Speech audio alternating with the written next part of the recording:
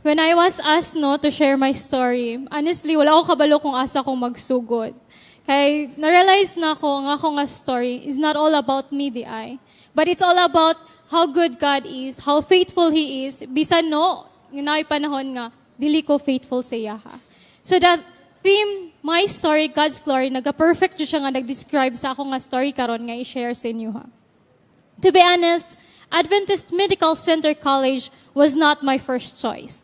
In fact, bisan ang ako nga kurso nga Bachelor of Science in Nutrition and Dietetics was not my first choice. If someone had asked me a few years ago if I would end up here mga kapaglaom, mingon jud ko no, dili jud. Kay do ko ga-expect nga maabot ko dinhi.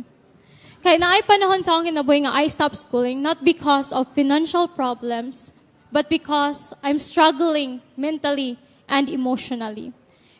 Naay times nga nawadaan ako direction sa akong kinabuhi. I lost hope din sa kalibutan. And of course, nawadaan po kong pagsalig sa Ginoo. There are many questions, mga doubts, mga pangutana, na po yung mga panahon nga nakapanghinuklob ko, nga nakaingan ko nga, makahuman ka kog eskwela? Or, unsa ka akong future? Or, naapo ba dyan ko'y paglaom din sa kalibutan? So, but when inaani nga nahitabo, I was far from God. He never stopped calling me. He never stopped reminding me. He never stopped pursuing me. So, pag ingon ni Mama nga, i-enroll ti kag AMCC, ate.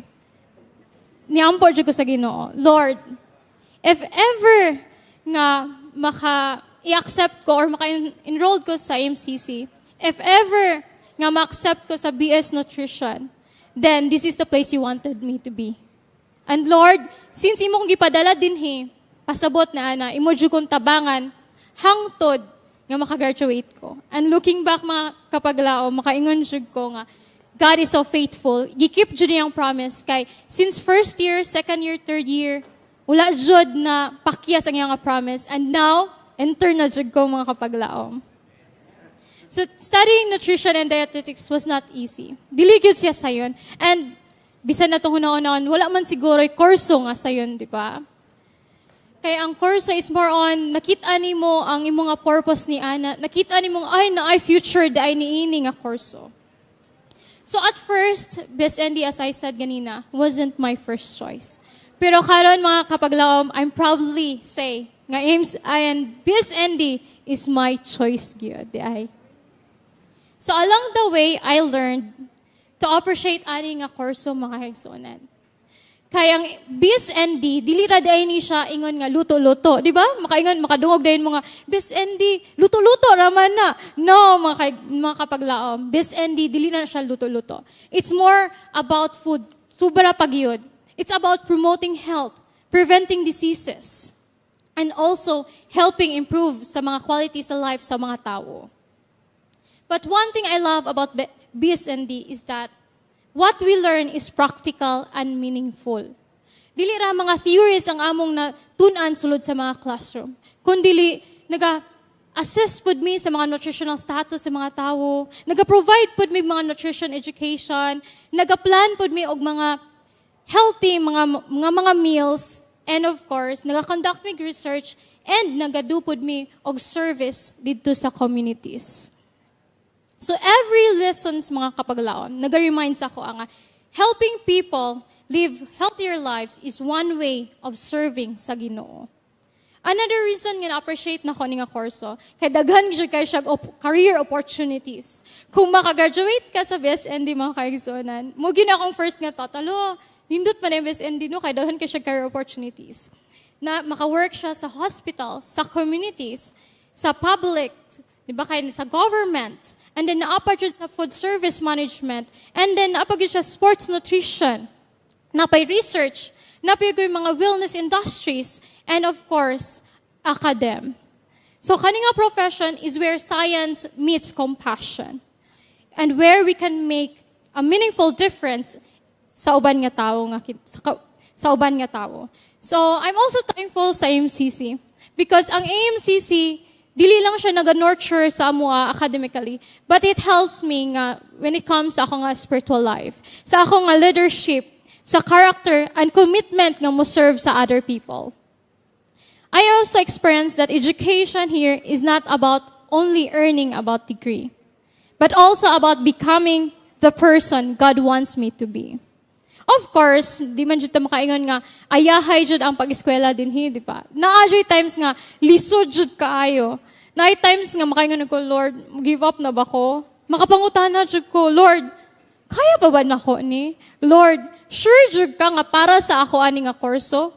Or basin para din sa uban nga tawo? Imura jud kong ipadala dinhi para nga nang makatry ko og difficulties sa akong kinabuhi.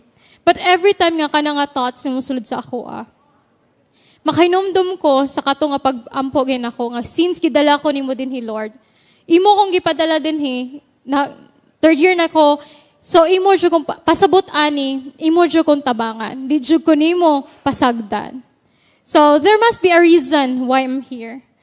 And even I didn't understand it at first. So one of the greatest God's blessings, mga kapaglamin, sa ako nga MCC journey, is He placed people around me. To my friends, kabalo man jud mo kinsa mo.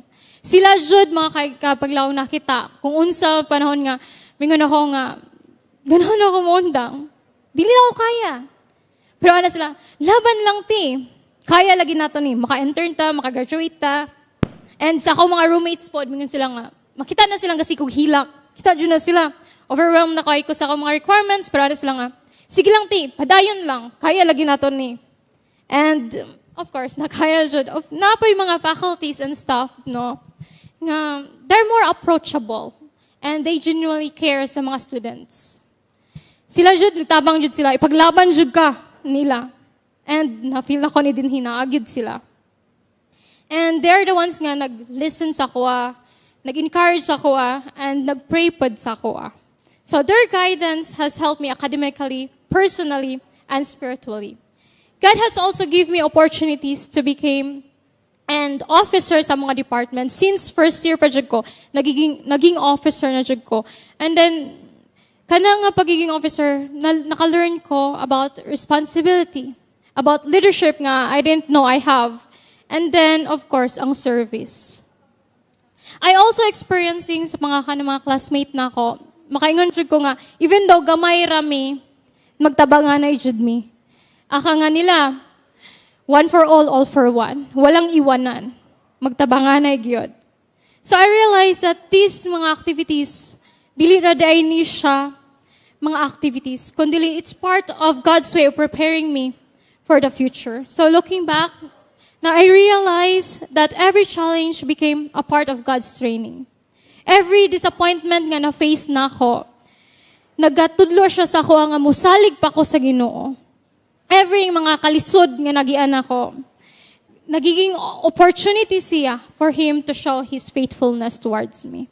So if you ask me today whether everything nga paabot ako sa MCC sayon ra siya, no. Dili gyud, nagoy panahon nga lisod siya.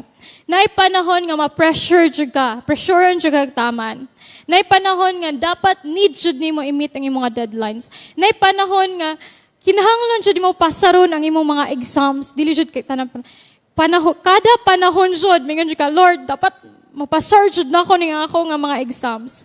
And of course, naa ang self-doubt. Dili gyud mawala. Muna nga, since naabot ko kay MCC, ang ako yung pag-ampo, Lord, tabangi ko. Tabangi ko, akong buhaton ang akong best, akong tanan, pero ikaw na'y bahala sa uban. And every single time nga mo pray ko na sa Ginoo, He gave me strength. Strength enough for that day. Strength na pod nga mo face another challenge na pod sa kinabuhi. So if there is one lesson nga akong ibilin with everyone today, especially those who may be struggling with their own journey, it is this. Sometimes, God's best plan doesn't begin sa imong first choice. Sometimes, His purpose is found in the place He never planned to be. Wala ta. Unexpected kaayo. If there are students here who are still wondering whether MCC or unsa pa nga kurso diara is the right place for them, I simply want to say this to you. Pray for it. Ampuin na as sa Ginoo where He wants you to be. Sometimes His plans is different sa atua, but His plans are better than ours. Looking back, I can honestly say, that although AMCC and BizND is not my first choice, they became part of God's best plan for my life. And that's true, mga kaigsunan. Look at me. Wala ko ka-expect nga makaabot siya ko diari. AMCC became more than just a school for me. It became the place where God slowly restored my faith, shaped my character, surrounded me with genuine people who cared about me, and reminded me that His plans are always greater than my own. My story is no longer about muhundang eskwela, mawad anong paglaom, or about napabadyo ko'y future, but my story is about a God who never stopped believing in me, even when I struggled to believe in Him. As Jeremiah 29:11 remind us, "For I know the plans for you, declares the Lord, plans to prosper you and not to harm you, plans to give you hope and a future." My story is far from perfect, far from just a perfect, but it is a proof that God's grace is enough. If He can restore mga paglaom like someone like me who once lost hope, then He can surely do sa inyo ha. So mga kapaglaom, this is my story, but all the glory belongs to God. So once again, happy Sabbath and may God bless us all.